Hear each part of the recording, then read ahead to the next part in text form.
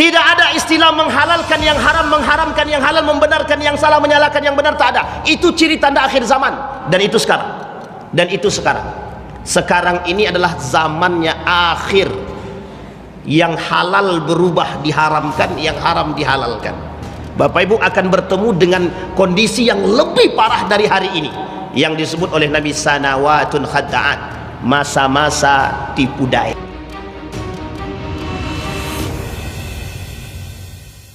Puji syukur kehadirat Allah dengan mengucapkan alhamdulillahirabbil alamin, bersalawat kepada Nabi dengan mengucapkan Allahumma salli ala Muhammad wa ala ali Muhammad fil alamin innaka Hamidum Majid. Bapak Ibu sekalian yang berbahagia, mudah-mudahan yang hadir pada malam hari ini husnul khatimah. Amin ya rabbal alamin. Baik Bapak Ibu sekalian yang berbahagia, di dalam satu hadis baginda Nabi Muhammad sallallahu alaihi wasallam, kata baginda Nabi, An Abi Sa'id Al-Khudri radhiyallahu anhu qala qala Nabi sallallahu alaihi wasallam akhwafa ma akhafu alaikum min barakatil ard. Kata Nabi, aku mengkhawatirkan kepada kalian ma yunbitu ma yakhrujullahu minal ardi aw min barakatil ardi. Aku khawatir kepada umatku, kepada kalian semua, kata Nabi, sesuatu yang Allah tumbuhkan dari bumi, dari langit, yang ada di muka bumi ini, yang disebut oleh Nabi min barakatil ardi.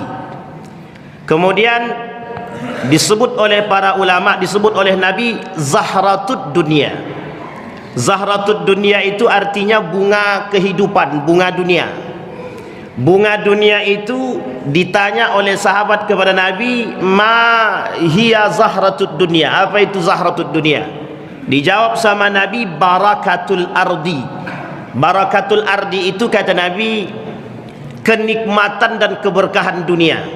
Pertanyaannya, mengapa kok Nabi khawatir dengan keberkahan dunia itu? Kuncinya, kata baginda Nabi, ada pada kalimat terakhir. Kata Nabi begini, faman akhadha bihaqqihi wa wada'a fi haqqihi tilkal ma'una huwa. Yang ngambilnya dengan cara yang baik, yang halal, dan meletakkan pada cara dengan cara yang halal, maka kata Nabi, itulah kenikmatan yang sesungguhnya.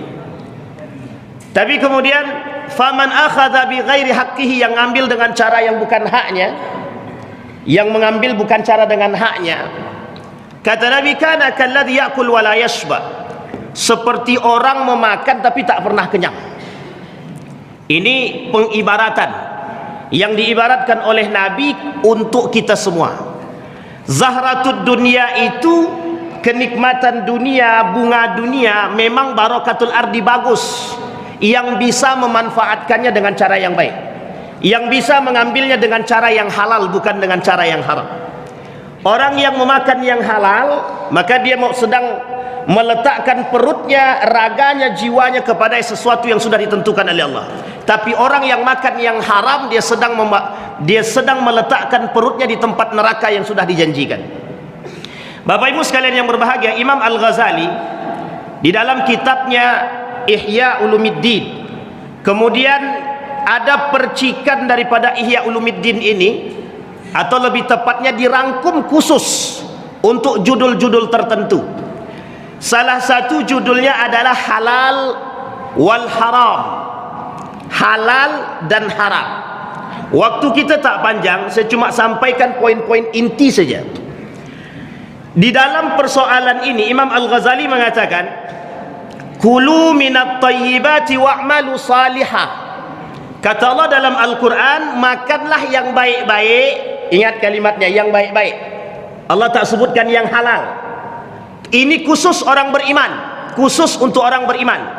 Jadi kalau Bapak Ibu masuk dalam kategori orang beriman, harusnya ayat ini cocok untuk kita. Kulu minat tayyibati wa'malu salihah. Kata Allah dalam Al-Quran, makan yang baik-baik, yang baik-baik, kemudian lakukan perbuatan yang saleh. Saya ajak Bapak Ibu mengkorelasikan antara yang baik dengan perilaku yang baik. Saya ajak Bapak Ibu mengkorelasikan apa kaitannya makanan yang baik dengan perilaku yang baik, akhlak yang baik. Kita ambil contoh. Kalau bapak ibu makannya yang halal, kira-kira lisan ini mencaci atau memaki tidak? Belum tentu. Tidak bisa sama pasti pak.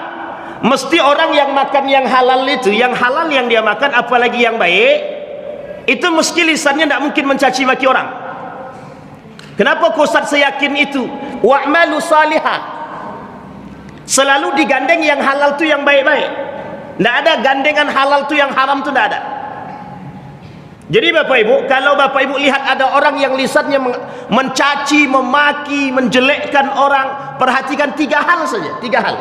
Salatnya, hubungan dia dengan orang tuanya, atau yang ketiga, yang halal dan haramnya. Ustaz, ada orang makanannya tidak tahu halal apa haram, kita tidak tahu, tapi salatnya rajin Ustaz. Orang tuanya diumrahkan, tapi memang lisannya tak bisa dia jaga. Mesti ada yang haram yang dia makan, mesti ada. Jadi bapak ibu, ini jangan tersinggung ya bapak ibu ya. Ini kalau bapak ibu tersinggung berarti pelaku, tapi kalau tidak tersinggung itu yang harus kita sampaikan.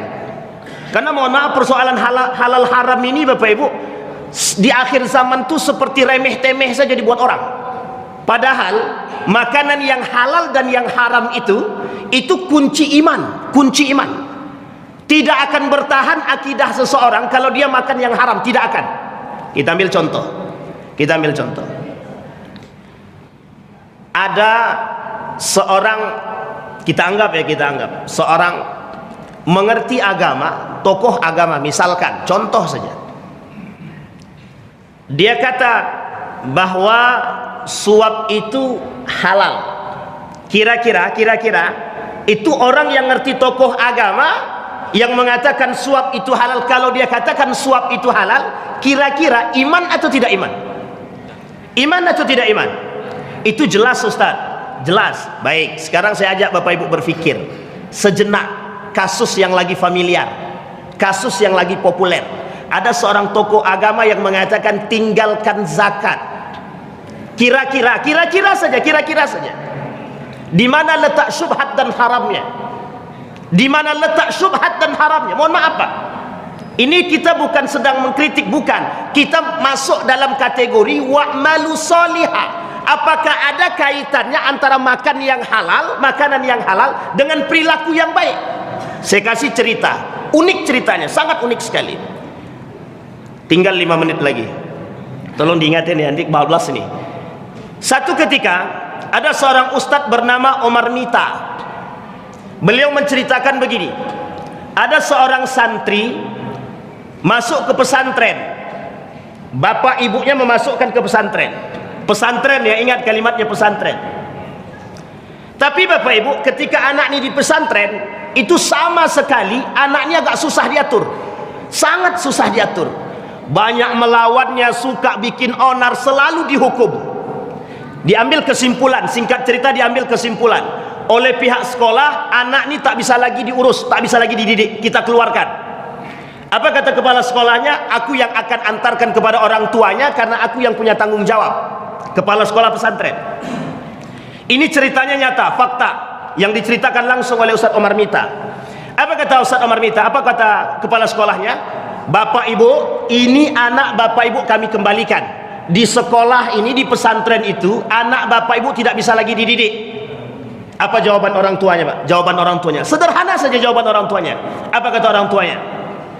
Ustadz, tidak adakah cara lain yang bisa mendidik anak kami? Karena cuma inilah harapan kami terhadap anak kami. Orang tuanya punya harapan terhadap anak ini untuk masuk ke pesantren.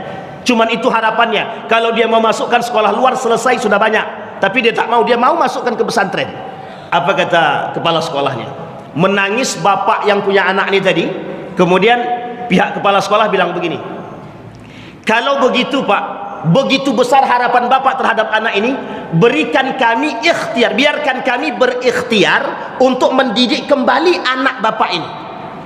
Dilalah ketika itu teringat oleh kepala sekolah tadi, ustadz tadi, bertanya kepada orang tuanya, kalau boleh tahu pekerjaan bapak apa? Cuma itu yang ditanya. Seketika dijawab sama orang tuanya, bapak ibu tahu apa pekerjaannya? Saya tak sebutkan pekerjaannya, tapi ada unsur ribawi dalam sekolah, dalam pekerjaannya. Ada unsur ribawi dalam perbuatan orang tuanya yang setiap bulan dia kasih makan anaknya dari yang haram. Tahu Bapak Ibu apa kata Ustadz tadi, kepala sekolahnya tadi? Saya ikhtiar mendidik anak Bapak, tapi saya minta satu saja, kalau memang ini harapan Bapak Ibu, tinggalkan pekerjaan Bapak dan kami didik anak Bapak. Apa jawaban orang tuanya? Karena memang betul-betul harapannya cuma itu. Apa kata orang tuanya? Kalau itu yang Ustadz pandang, kalau itu yang Ustadz sarankan, beri kami waktu 1 sampai 2 bulan. Bapak Ibu, apa yang terjadi? Sebulan kemudian orang tuanya meninggalkan pekerjaan tersebut. Bapak Ibu tahu berapa jangka waktu yang diberikan oleh Allah? 2 bulan kemudian perubahan anaknya terjadi. Perubahan anaknya terjadi. Jadi mohon maaf Bapak Ibu, kalau Nabi bilang anna yustajabalah, kata Nabi, orang yang makan yang haram, pakaiannya haram, makanannya haram, minumnya haram, anna yustajabalah, tidak akan dijawab sama Allah. Apalagi orang yang berangkat umrah bolak-balik cuma karena duit korupsi, haram. Haram. Ustadz kok kencang banget bilang haramnya? Memang Pak. Bolehkah kita membangun masjid dengan duit yang haram? Tidak boleh. Jangankan umrah, jangankan haji, dengan duit yang haram membangun masjid aja nggak boleh. Disepakati oleh semua para ulama, kecuali public services, kecuali apa namanya itu, fasilitas umum, itu boleh. Pertanyaannya adalah apa kaitannya dengan ayat yang kita bacakan, wa'malu salihah? Ada kaitan? Ada. Orang yang memakan yang haram maka akan merubah perilakunya yang tadi baik jadi tidak baik. Kata Imam Al-Ghazali menukil daripada hadis baginda Nabi, ada 10 dirham dibelikan kepada pakaian, satu di antara 10 dirham ini haram, maka yang 9 ini berubah menjadi haram. Artinya yang 9 ini ternodai oleh satu saja. Bisa dipahami Bapak Ibu? Begitulah beratnya. Itu baru perubahan dalam transaksi muamalah. Bagaimana dengan, mohon maaf, bagaimana dengan orang yang berpuasa tapi konsumsinya haram? Bagaimana dengan orang yang berpuasa berbuka dengan yang haram? Bagaimana orang yang, mohon maaf, berpuasa, mereka beribadah tapi yang dimakan haram? Kalau Allah katakan tidak Allah terima, yang haram yang masuk tidak akan Allah terima. Apapun itu perbuatannya tidak Allah terima. 40 hari lebih lamanya Allah tidak mau menerima perbuatan orang-orang yang memakan yang haram sampai dia bertobat kepada Allah. Bapak Ibu sekalian yang berbahagia, kira-kira persoalan ini berbahaya atau tidak bagi orang beriman? Sekarang saya kasih tahu Bapak Ibu. Sekarang ini ada kelompok namanya Yahudi. Tahu ya? Tahu Bapak Ibu Yahudi? Yahudi kan sedang berperang nih orang nih. Kita tidak kaji perangnya, kita kaji Yahudinya. Cara yang membuat kita ini untuk tidak taat kepada agama dengan memberikan fasilitas-fasilitas yang dekat dengan unsur ribawi, yang haram, yang syubhat. Ingat kata-kata tadi, mereka akan memberikan fasilitas kepada kita yang berdekatan dengan unsur-unsur ribawi, yang haram, yang syubhat. Tujuannya apa? Kalau ada orang mukmin belajar mengkonsumsi yang haram, itu mulai tidak taat. Kalau Bapak Ibu mau coba, silahkan kita lakukan penelitian. Bapak Ibu kalau mau coba, silahkan coba lakukan penelitian sendiri. Cari orang yang koruptor, cari orang pemakan riba, cari orang penjual khamar. Sekarang lakukan penelitian bagaimana ibadahnya. Ustadz, rajin dia ke masjid, Ustadz, rajin dia ke masjid. Pertanyaan yang kedua, coba perhatikan rumah tangganya, baik apa tak baik. Yang ketiga, perhatikan harta bendanya, bertahan lama atau tidak. Yang keempat, perhatikan anak-anaknya. Kenapa sebegitu yakinnya Ustaz? Karena begitu kondisinya Pak. Allah tidak mungkin memaklumi orang-orang yang melakukan perbuatan-perbuatan yang haram. Tidak. Allah tidak mau berdamai dengan orang yang melakukan perbuatan yang haram hatta yatuba, sampai mereka bertaubat. Tidak mau. Jadi Bapak Ibu, halal haram itu ciri khas orang beriman. Halal haram itu ciri khas orang beriman. Ingat kalimatnya Pak, orang beriman. bukan orang muslim. Karena orang muslim banyak yang tidak beriman. Namanya Islam KTP. Bapak Ibu jangan tersinggung, karena ini yang harus kita sampaikan agar kita menghindari, Pak, agar kita menghindari yang haram. Bapak Ibu, saking seriusnya Yahudi itu mengalihkan perhatian kita, itu seekor babi saja, seekor babi, Bapak Ibu boleh cek itu, seekor babi itu bisa menghasilkan 100 lebih produk. Dari seekor babi bisa menghasilkan 100 produk, mulai dari tulangnya, kulitnya, minyaknya, rambutnya, semuanya bisa menjadi 100 produk. Dan banyak yang bercampur dengan makanan-makanan yang ada di Indonesia, yang mayoritas, mungkin kalau saya kata mayoritas mungkin tidak, tapi banyak dikonsumsi oleh anak-anak kita. Dulu pernah terindikasi marshmallow, dulu juga pernah terindikasi kuaci, dulu juga pernah terindikasi beberapa makanan-makanan yang lain yang bercampur dengan, mohon maaf, minyak babi, daging babi. Ketika mereka tak berhasil mengantarkan kita melakukan perbuatan yang haram, dia kasih makanan yang haram ke kita. Coba bayangkan. Dan kita mengkonsumsi. Dulu ada namanya merek Supermi, dulu, tapi sekarang saya tak tahu lagi, bercampur dengan minyak babi. Mudah-mudahan sudah tidak lagi. Pertanyaannya, apakah makanan-makanan itu ada label halalnya? Ada label halalnya? Ada. Bisa dipahami Bapak Ibu ya? Baik. Sekarang kita masuk poinnya, Pak. Itu baru satu dalil. Sekarang kita lihat dalil yang kedua. Wala ta'kulu amwalakum bainakum bil batil. Kata Allah, jangan kalian memakan harta saudara kalian dengan cara yang batil. Korupsi itu batil enggak? Batil enggak itu? Memakan hak orang atau tidak? Sangat, Pak. Zalim.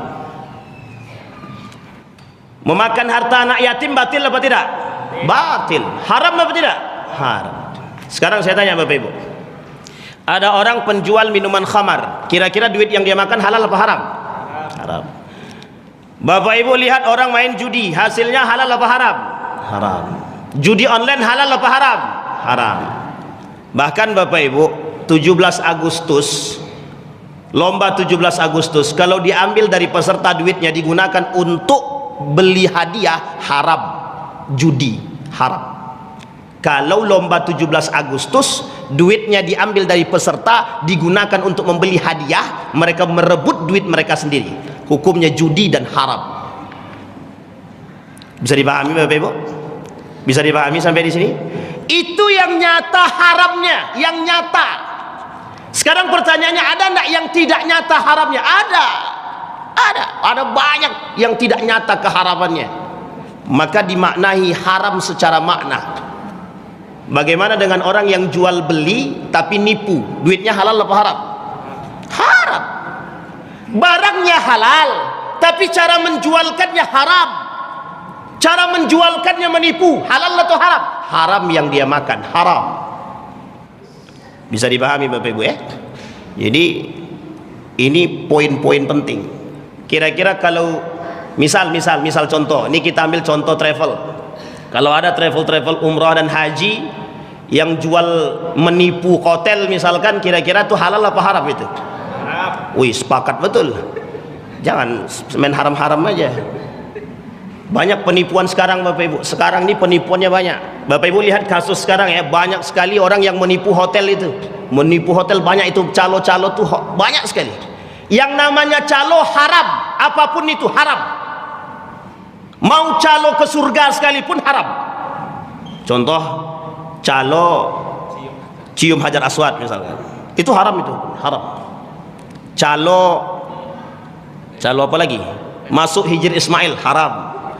Pokoknya semua calo lah. Apalagi calo paspor, haram. Haram Pak, haram. Kita tidak boleh bersahabat dengan yang haram-haram, tak boleh. Jangan dibuat makna itu kabur. Jangan mengaburi makna-makna yang haram jadi halal, tak bisa Pak, tak bisa.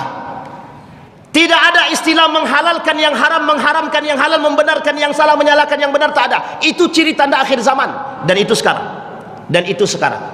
Sekarang ini adalah zamannya akhir, yang halal berubah diharamkan, yang haram dihalalkan. Bapak Ibu akan bertemu dengan kondisi yang lebih parah dari hari ini, yang disebut oleh Nabi sanawatun khadda'at, masa-masa tipu daya. Sudah 20 menit, alhamdulillah untung diingatkan.